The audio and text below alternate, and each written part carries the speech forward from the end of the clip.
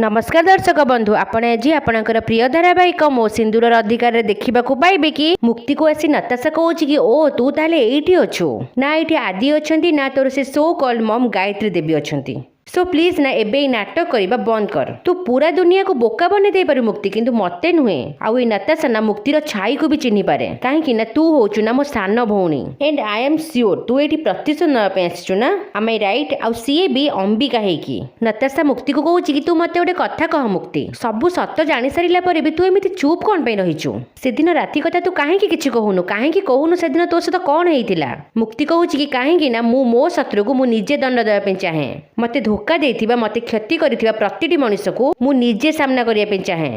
मुक्ति नताशा को आंगुर देखै कहूँ कि your time starts now so be careful आउ ए सब सामना करिया पे प्रस्तुत हो जा। मुक्तिर ए सब जवाब देखि नताशा भी शॉक हो जाउची। हेले आपण मानकु मुक्तिर कथा सुनी केते खुशी लागुची कमेंट बॉक्स रे लिखि पठांतु। नेक्स्ट एपिसोड आनिया पे लाइक और सब्सक्राइब कर दियंतु।